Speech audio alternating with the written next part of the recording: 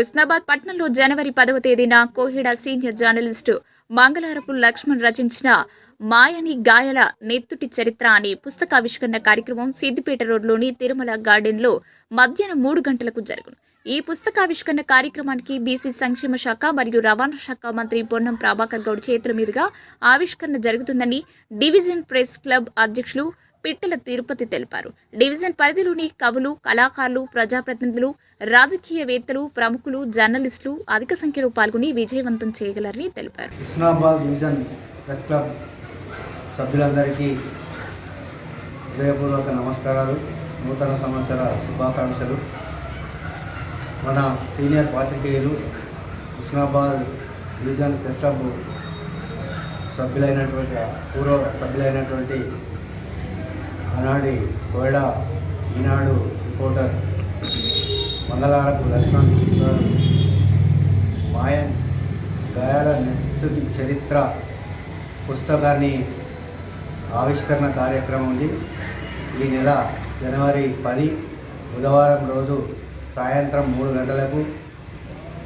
ఆవిష్కరణ కార్యక్రమం ఉంది కాబట్టి దీనికి ముఖ్య అతిథులుగా రాష్ట్ర రవాణా బీసీ సంక్షేమ శాఖ మంత్రి పొన్నం ప్రభాకర్ గారు నిశ్చయించున్నారు కాబట్టి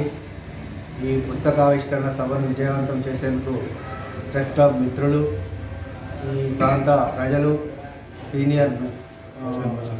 సీనియర్ కళాకారులు, పాత్రికేయ మిత్రులు, కవులు, కళాకారులు, మేధావులు,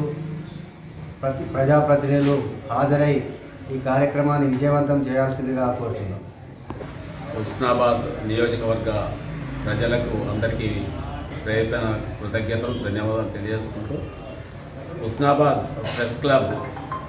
ఆధ్వర్యంలో ఈ నెల 10వ తేదీ సాయంత్రం 3 గంటలకు తిరుమల గార్డెన్లో నేను రాసిన పుస్తకం మాయని గాయాల నెత్తుటి చరిత్ర పేరుతో ఒక పుస్తకాన్ని రాయడం జరిగింది. ఈ పుస్తకం రాయడానికి గల కారణాలు ఏంటంటే, నేను గతంలో ఈ ప్రాంతంలో విలేకరిగా చేసినప్పుడు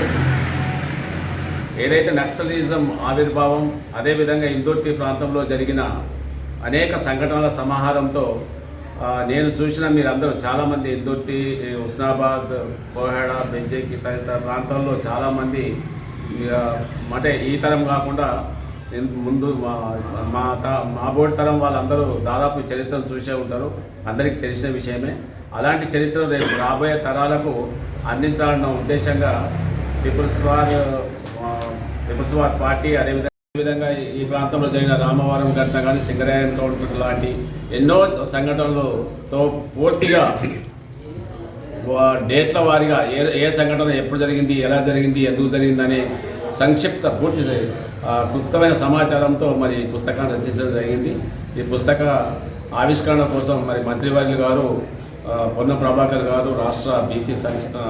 బీసీ మరియు రవాణా సంక్షేమ శాఖ మంత్రులు, అదేవిధంగా ఈ మన